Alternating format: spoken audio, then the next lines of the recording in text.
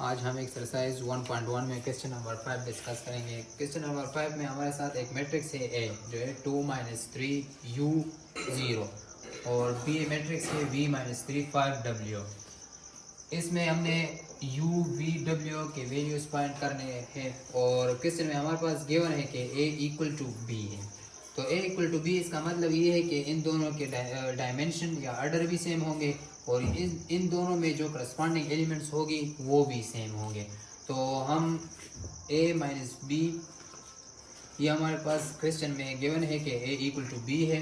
तो इधर हम मैट्रिक्स a लिखेंगे 2u - 3 0 इक्वल टू, इधर हम b लिखेंगे b 5 - 3 w। तो ये दोनों हमारे पास क्वेश्चन में गिवन है कि ये दोनों इक्वल है, तो इसके करस्पॉन्डिंग एलिमेंट्स भी एक दूसरे के इक्वल होंगे। तो इसी वजह से 2 इक्वल टू v होगा, 2 इक्वल टू v होगा। तो हमारे पास ये आया कि v इक्वल टू 2, ये हमारे पास v का वैल्यू आ गया। इसी तरह -3 के इक्वल होंगे करस्पॉन्डिंग एलिमेंट और u इक्वल टू 5 होगा, तो u इक्वल टू 5 होगा। और इसी तरह हमारे पास 0 इक्वल टू w होगा, 0 इक्वल टू w, तो w इक्वल टू 0 होगा। इसी तरह हमारे पास वैल्यू आ गई v equal to 2, u equal to 5 और w इक्वल टू 0।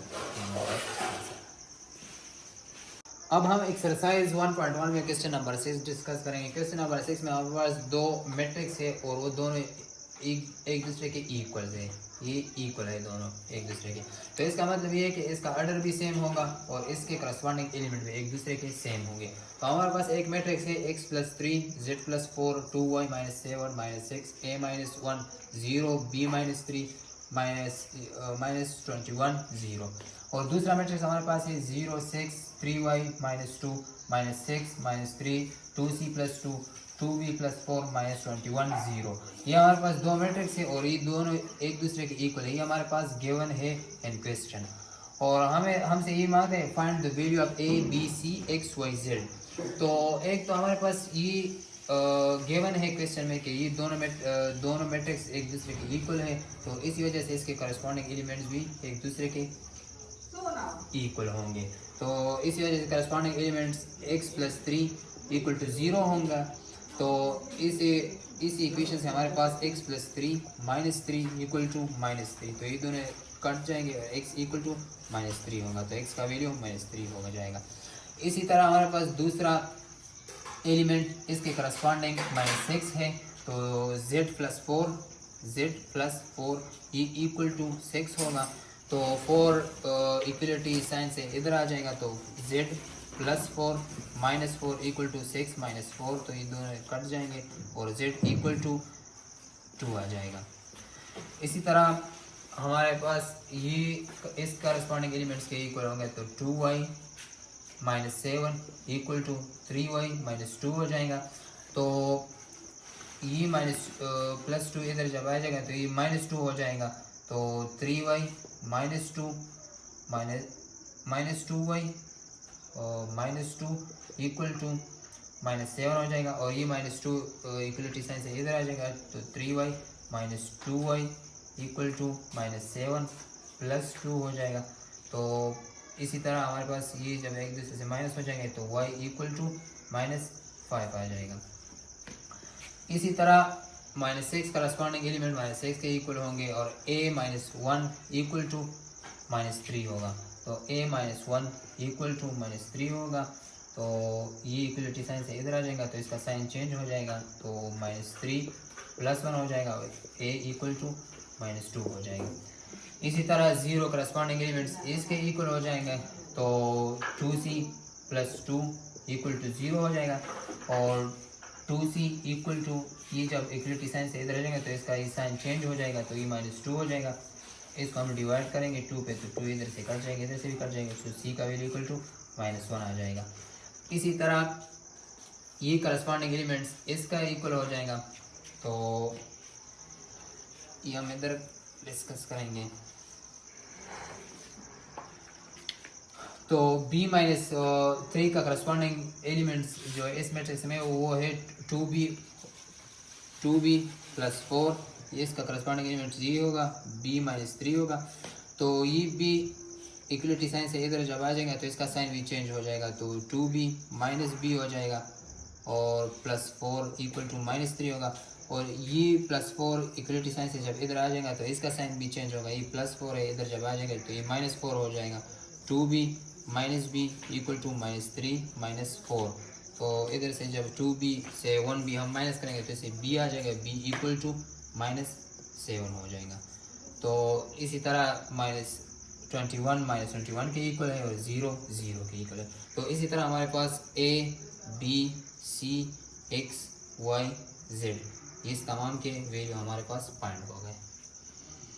अब हम एक्सरसाइज 1.1 का लास्ट क्वेश्चन सॉल्व करेंगे। Last question number 7। Question number 7 में हमारे पास दो मैट्रिक्स गिवन है, दो मैट्रिक्स, और इसमें एक कंडीशन है कि ये दोनों आपस में इक्वल है। और इसमें हमने फाइंड क्या करना है, हमने फाइंड करना है a b c d के वैल्यूज फाइंड करने। तो ये दोनों मैट्रिक्स हमारे पास इक्वल है। तो जब ये दोनों मैट्रिक्स इक्वल है तो इनमें दो कंडीशन है, एक तो इसका ऑर्डर सेम होगा, दोनों मैट्रिक्स का ऑर्डर सेम होगा, और दोनों मैट्रिक्स में करस्पॉन्डिंग एलिमेंट्स भी एक दूसरे के सेम होंगे। तो अब हम इस कंडीशन से कि इसके करस्पॉन्डिंग एलिमेंट सेम होंगे, तो इस कंडीशन से हम a b c और d का वैल्यू फाइंड करेंगे। तो हमारे पास corresponding element a plus b equal to -1 होगा, a plus b equal to -1 होगा, ये equation number 1। b plus 2c equal to 4 होगा, equation number 2। 2c plus d equal to 8 होगा, इक्वेशन नंबर 3। और 2a minus d equal to 0 होगा, equation number 4।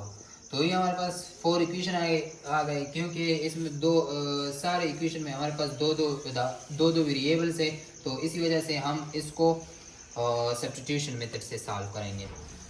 तो अब हम इक्वेशन 1 सब्ट्रैक्ट फ्रॉम इक्वेशन 2 करेंगे। तो जब हम इक्वेशन 1 को इक्वेशन 2 से सब्ट्रैक्ट करेंगे तो b plus 2c equal to 4, a plus b equal to -1।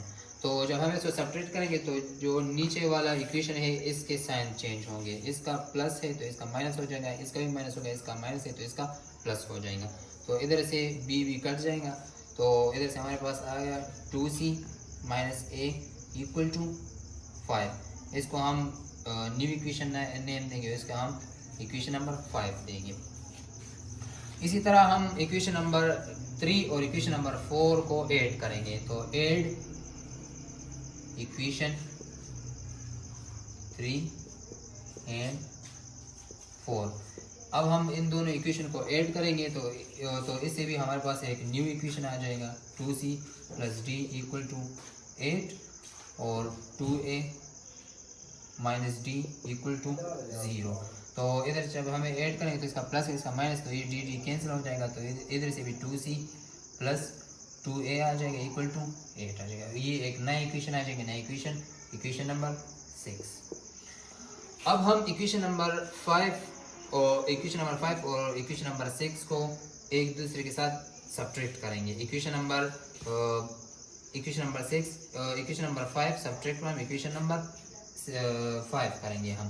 तो इधर से 2c plus 2a equal to 8 आ जाएगा, और इधर से 2c minus a equal to 5 आ जाएगा। इसको जब हम सब्ट्रैक्ट करेंगे तो इधर से भी हमारे पास इसके साइन चेंज होंगे, इधर माइनस, इधर से प्लस, इधर के भी माइनस आ जाएंगे। तो 2c के साथ कैंसिल हो जाएगा, और इधर से हमारे पास 3a इक्वल टू 3 आ जाएगा। तो इधर से हम 3 जो है इधर मल्टीप्लाई है, जब हम ये इक्वेशन के इस तरफ हम इस 3 को लाएंगे तो ये हम डिवाइड करेंगे बोथ साइड। तो बोथ साइड 3 को हम डिवाइड करेंगे, तो इधर से हमारे पास a इक्वल टू 1 आ जाएगा। अब हमारे पास a इक्वल टू 1 आ गया, तो हम इक्वेशन नंबर 1 में a का वैल्यू पुट करेंगे, तो हमारे पास a का वैल्यू पुट करेंगे तो हमारे पास b का वैल्यू आ जाएगा। इक्वेशन नंबर 1 हमारे पास है a plus b equal to -1 है। इधर से हम a का वैल्यू इसमें पुट करेंगे तो हमारे पास 1 प्लस b इक्वल टू -1 आ जाएगा। तो जब हम ये अब एडिशन में है, जब हम इक्वलिटी से इस तरफ इसको लाएंगे तो इसके साइन, इसका साइन चेंज हो जाएगा। तो b इक्वल टू -1 तो b इक्वल टू -2 आ जाएगा। इसी तरह हमारे पास a और b का वैल्यू आ गया हमारे इक्वेशन नंबर 3 में। जब इक्वेशन नंबर 3 में इक्वेशन नंबर 4 में हम देखें तो इधर हमारे पास a 2a - d है। तो इधर हमारे पास a है तो हम इक्वेशन नंबर 4 को लेंगे और a का वैल्यू हम इक्वेशन नंबर 4 में पुट करेंगे। हमारे पास इक्वेशन नंबर 4 है 2a - d इक्वल टू 0। इधर से हम इक्वेशन नंबर इक्वेशन नंबर 4 में हम a का वैल्यू पुट करेंगे तो 2a1 - d इक्वल टू 0 आ जाएगा। हमारे पास 2 - d इक्वल टू 0 और d का वैल्यू हमारे पास 2 आ जाएगा। इसी तरह हमारे पास d का वैल्यू का इक्वेशन नंबर 3 में जब हम देखेंगे तो हम इक्वेशन नंबर 3 में हमारे पास है 2c + d इक्वल टू 8 है। तो इधर से हम इस d का वैल्यू इक्वेशन नंबर 3 में पुट करेंगे तो हमारे पास 2c + d इक्वल टू 8 है। तो 2c + 2 इक्वल टू 8 आ जाएगा और 2c इक्वल टू ये जब इधर आ जाएगा तो ये माइनस हो जाएगा, इससे -2 हो जाएगा तो ये हमारे पास 6 आ जाएगा और इसको 2 को हम डिवाइड करेंगे तो c इक्वल टू 3 आ गया। तो इसी तरह हमारे पास a का वैल्यू -1 है, b का वैल्यू -2 है, d का वैल्यू 2 है और c का वैल्यू हमारे पास 3 आ गया।